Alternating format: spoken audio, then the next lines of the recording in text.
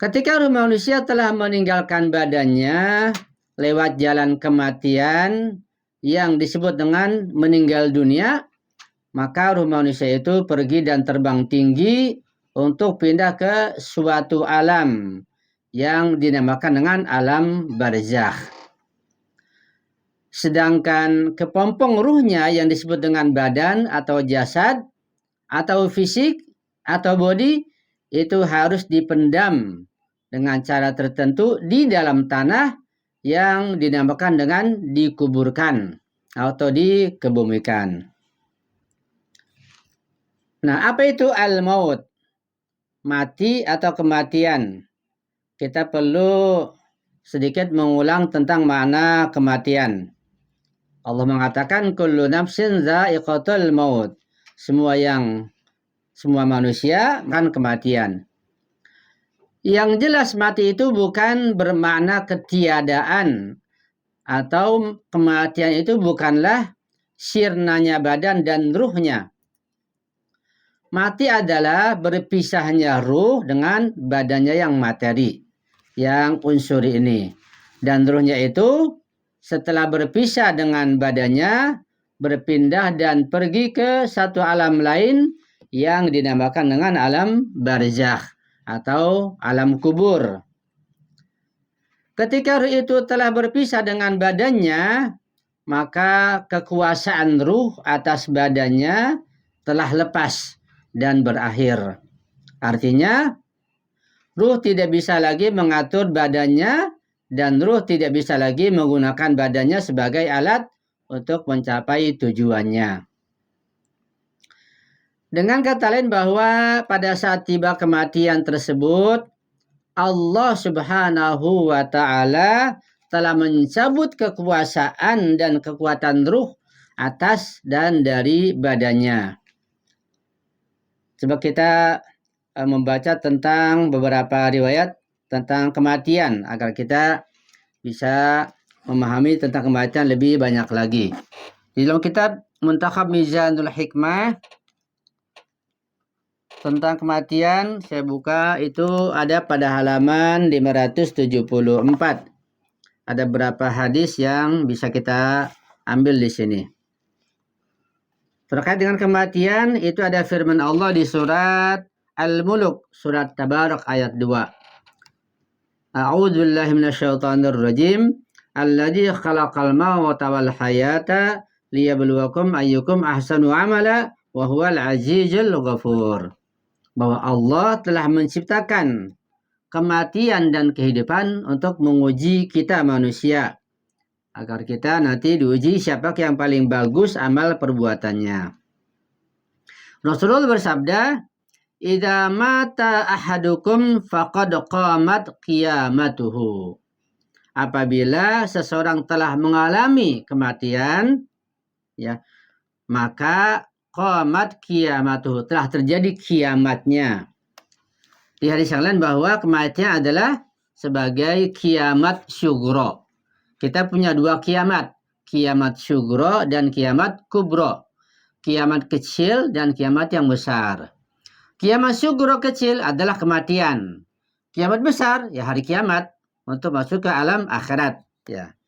Kita semuanya sedang menunggu kiamat syugro kita, yaitu kematian. Nanti kemudian akan mengalami kiamat kubro, kiamat yang besar.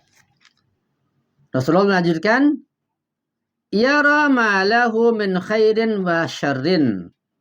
Jika seseorang telah mati, telah meninggal dunia, dan dia mengalami kiamat syugro, maka orang itu akan melihat, menyaksikan semua kebaikan dan keburukan yang pernah dia lakukan. Dia kebaikan yang pernah dia lakukan, keburukannya juga dia saksikan. Yaitu dah hakikat amal perbuatannya yang bertajasum atau bertamasul dalam berbagai bentuk. Sekarang kita belum menyaksikan hakikat amal perbuatan kita yang baik dan yang buruk. Karena mata kita buta, kita banyak dosa. Pas kita meninggal, langsung kita melihat semua amal perbuatan yang kita lihat, hakikatnya. Dan kita melihat semua hakikat amal perbuatan yang buruk yang kita lakukan. Kenapa? Karena ruh ketika itu sudah mencapai puncak kekuatannya. Itu kata Rasulullah. Di hadis lain Rasulullah bersabda yang sampai kepada Imam Ali bin Abi Thalib alaihissalam, bil mauti tukhtamud dunya. Dengan kematian maka dunia ditutup.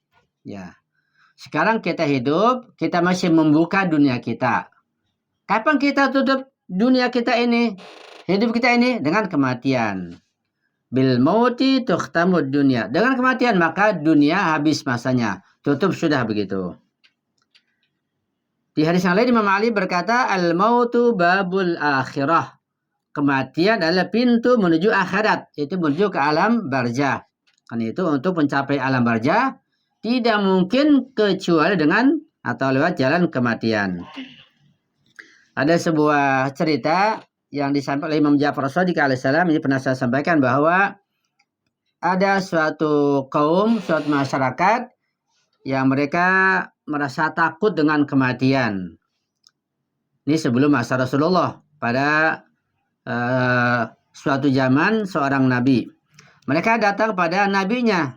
Wahai Nabi Allah, tolong engkau berdoa kepada Allah, angkat tangan agar mengangkat kematian dari kami ini masyarakat semua. Sehingga kami hidup terus hingga ada kematian. Kemudian Rasulullah itu, Nabi Allah itu berdoa kepada Allah, angkat tangan, mohon pada Allah agar Allah mengangkat kematian. Agar kematian enggak terjadi. Allah mengabulkan doa Nabi Allah tersebut. Karena tidak kematian, maka mereka beranak pinak, anak, cucu, ya, buyut dan seterusnya sampai beranak pinak. Sampai di satu rumah itu ya penuh, ada anak, ada cucu, cicit terus, ya. Yang tua repot, yang tua, yang kakek, buyut semakin tua, nggak bisa terawat. Bagaimana makannya, minumnya, kemudian WC-nya, akibatnya yang muda kerepotan karena nggak mati-mati, ya. Kerepotan, nah akibatnya sibuk, nggak bisa keluar, nggak bisa mana-mana.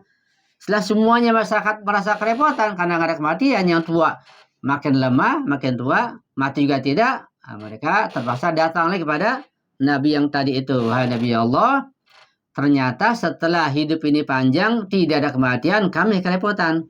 Tolonglah doa pada Allah agar Allah mendatangkan kematian. Gitu. Nabi Allah itu berdoa lagi, maka kematian didatangkan lagi. Diciptakan oleh Allah Subhanahu wa taala. Mereka yang tua mati kemudian. Jadi kalau tidak ada kematian, maka kita menjadi sulit. Yang tua tidak mati-mati.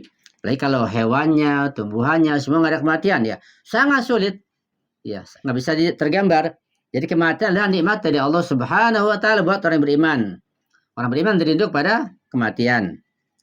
Itu beberapa hadis tentang kematian yang bisa saya sampaikan pada kesempatan kali ini.